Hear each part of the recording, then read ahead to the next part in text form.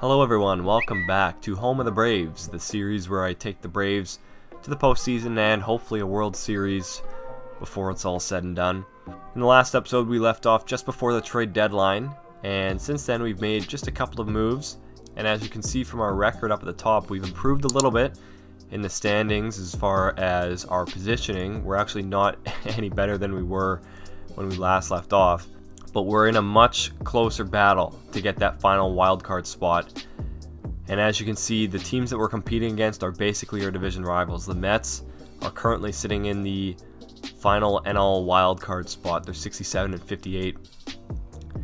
The Washington Nationals are tied for that position, 68 and 59, but they're both 3 and 7 in their last 10. The Rockies are also sliding 2 and 8 in their last 10. Meanwhile, I've now caught up. I'm 66 wins, 61 losses, and a 9-1 record in the last 10 games. So I'm quite hot, and I'm making up ground. I don't think anybody's catching the Phillies. They're almost 30 games above 500. But we are in a position to potentially catch that last wildcard spot, which is basically all I can hope for at this point in time. Obviously, the Cardinals are another team that are in the fight. If we can make the postseason in this first year, I'll be very pleased based on what's sort of happened throughout the season. Here's what my lineup looks like.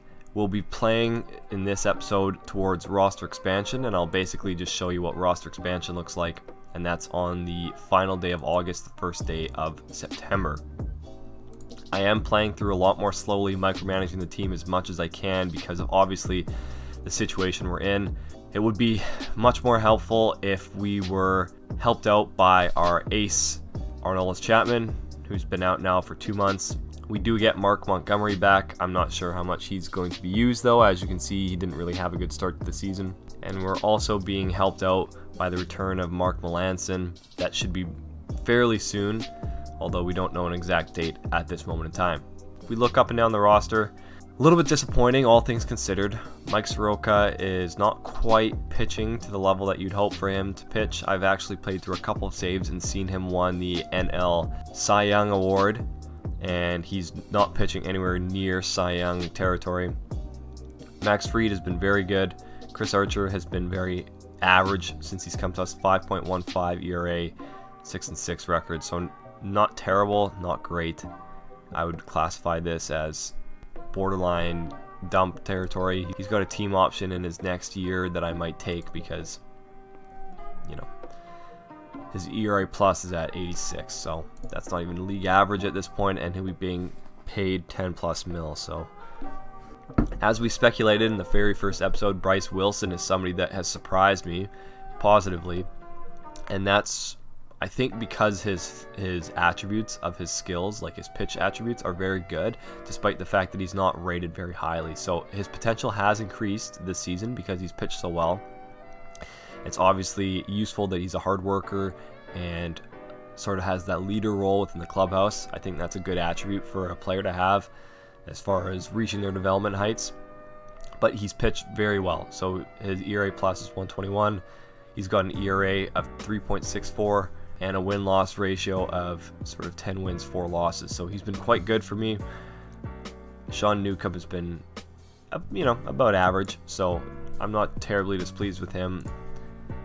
He's essentially one of the worst performers on the team in terms of starting pitchers, and obviously we've done quite well in that regard if one of our worst starting pitchers is throwing up 4.07 ERA.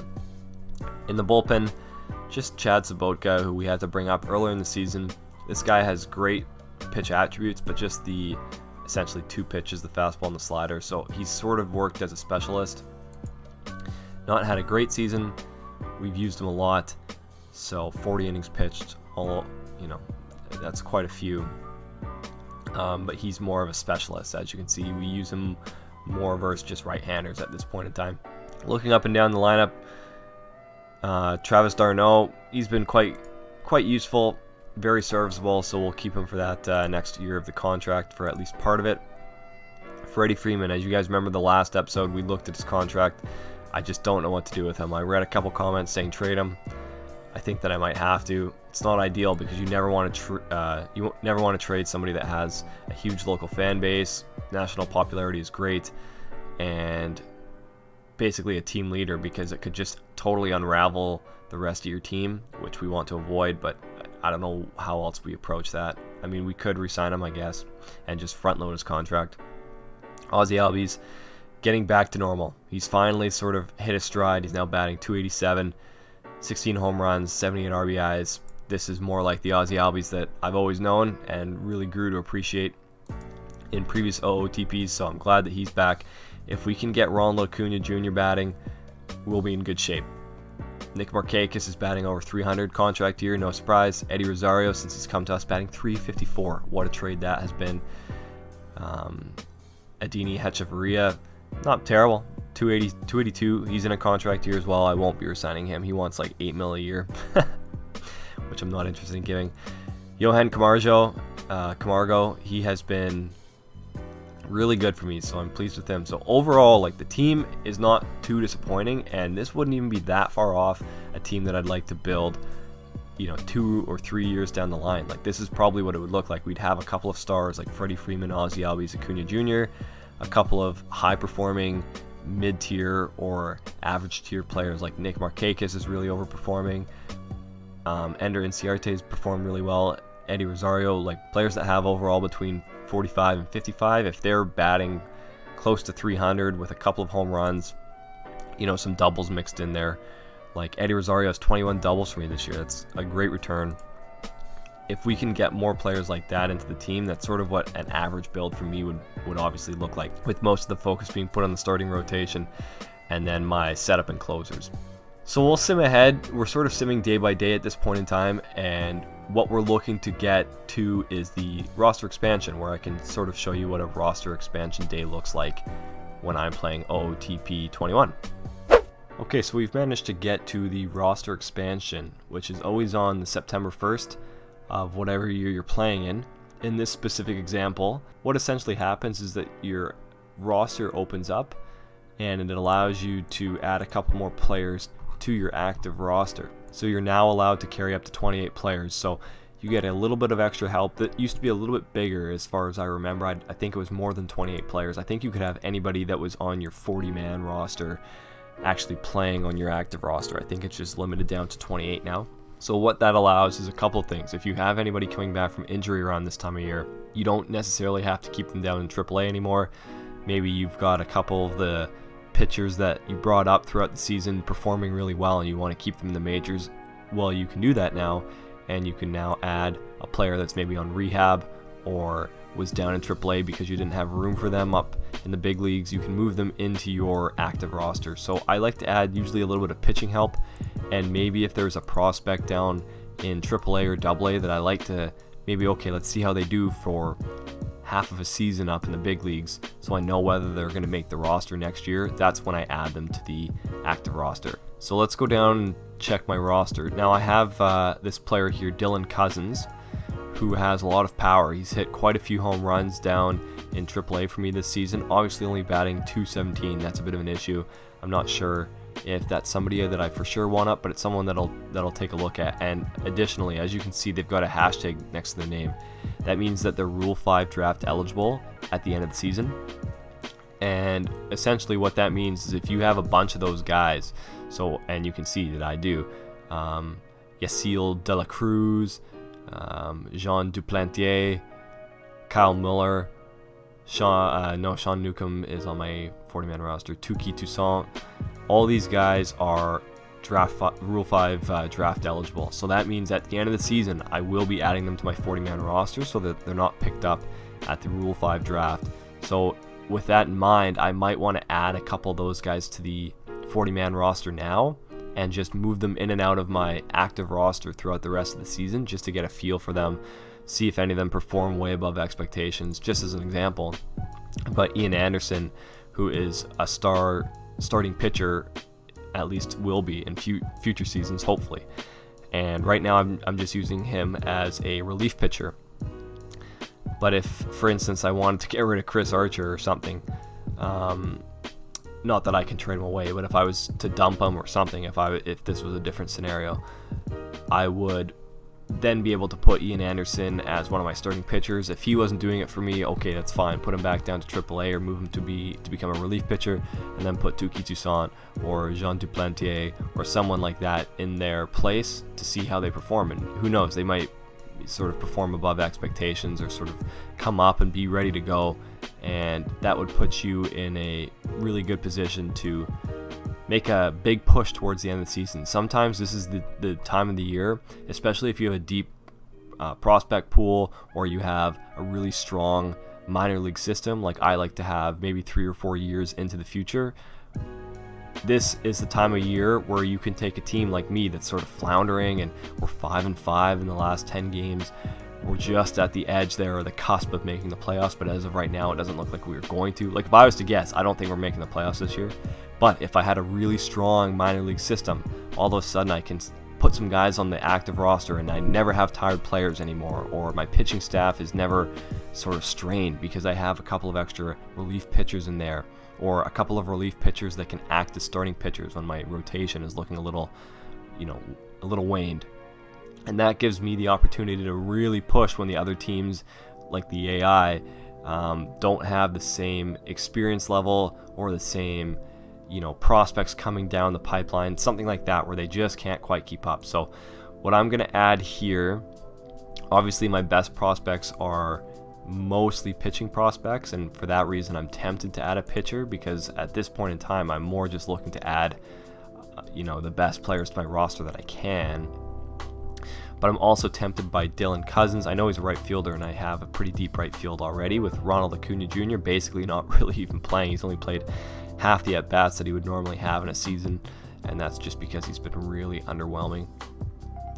But where would I strengthen? Maybe, let's see, Austin Riley kind of plays everywhere for me, so that's kind of useful. Actually, I'm going to put Austin Riley right there. Does he play shortstop? He can. He's not great at it. Go through and just stick Riley in all these positions here. So where do we need the help? I mean, it'd be interesting to see if I could get a catcher up, and the reason I say that is just because I need to see next season if there will be a catcher that can fill in. And this William Contreras has been very good in the minors. He's really starting to, every time I look, his progress has improved and his potential's gone up. So it'd be interesting to see how he does. He is Rule 5 draft eligible, so I'm going to have to add him to the 40-man roster at some point by the end of the season. So this might be as good a time as any to stick him in the roster. In addition, Evan Gattis has sort of really fallen off a cliff towards the end of the season here. His defense was so bad, I had to really make sure that he never got in as a defensive player. But that injection of youth with William Contreras might be a good option. So that's something that I could think of. I also have a couple of more experienced players like Zach Cozart, who's played a couple games in the big leagues for me this season, and Solarte, who has played really well down in AAA. So that might be an option. The problem is obviously that I already have a third baseman in Austin Riley up in the big leagues, so I don't really need one. I mean, my roster is quite well balanced as far as my positional players go. I might just bring up a pitcher, because you can never have too many of them, especially if you get really beat up in one game and you lose like 15 or 16 to 5 or something like that. You start to just basically burn your entire bullpen, and having another player can be quite helpful. So I might do that. Let me just see. Obviously, I've got Pfeiffer, who played a little bit in the big leagues, 16 innings, but he was pitching at 7.16 ERA, so that's a little bit scary to bring him up. Obviously, I could bring up Chad Spoka again. He's done quite well in AAA since I sent him down very recently. But I'm curious to see what one of these guys can do. Like Touki Toussaint would be really interesting. I think that, his expectation is that he's playing the majors. So let's bring him up. We might as well, and let's see how he performs over a couple of games. Just get an idea of what he brings to the table. Oh, and just as we say that, Ozzie Albies has been suspended for 4 games. I wonder what for. Let's take a look. Atlanta, Albies suspended 4 games after an argument in the Atlanta-Washington game. Inappropriate and aggressive conduct. Albie strongly objected to a questionable call by the home plate umpire and was ejected. Ejection? Maybe, but not a suspension. Wow. Okay. So Ozzy Albies has been so hot for me in the last few games. That's actually a pretty brutal thing to have happen, but there you go. We managed to win a game against Washington. And this time of the season is so important. Washington, the Mets, Philly, Washington, those are some huge series that I basically have to win if I'm going to make it to the playoffs. Let's just take a look here at the standings. So I'm creeping back. I could be, if I win this series against the Nats, I could be in a playoff pitcher scenario here. Let's see. Today I'm playing again against Washington. Oh, I lost, unfortunately. Let's take a look. So this is sort of what you're going to have to do when you're micromanaging a team in a close playoff battle, is basically look at all the line scores. Chris Archer, who's just been like, it's so disappointing. I know I made sort of a risky trade in trading for him, because the way I looked at it is he had just 2 years left of a little bit of a salary, you know, nothing that was going to really hurt me. And Tyler Flowers was not playing well, and he's continued to not play well.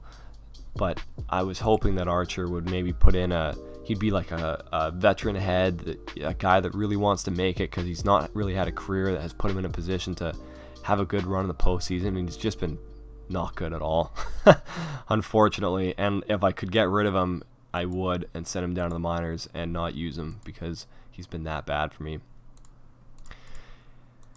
But these are the things that we have to put up with as we fight for a playoff spot. Let's see what happens in a couple more. I'll do a couple more games here in this video. Oh, we won in extras. Huge. That's a huge win for the team. Who got the walk-off? Max Fried. Will Smith earned his 28th save. Ender Inciarte, top of the 10th. Run scoring single. Big win, said Inciarte. Yep, sure is. Okay, well, we're going to end it there, guys, as we make a push for the playoffs. The next time you'll see me, we're going to be right near the end of the regular season, and we'll get a better idea of how this team performed after a full season in the MLB, and we'll sort of take hopefully we'll be in the playoff picture, but no guarantees about that. And depending on how the season ends, we'll take a look at what you can do to set up your playoff roster. If we don't make the playoffs, we'll take a look at how you can set up your team in arbitration and in the offseason to structure your outlook for the next seasons to come. So thanks for watching, guys. I hope you've enjoyed the video. Please leave a like if you have made it this far and have enjoyed the content. And until the next video comes out, take care.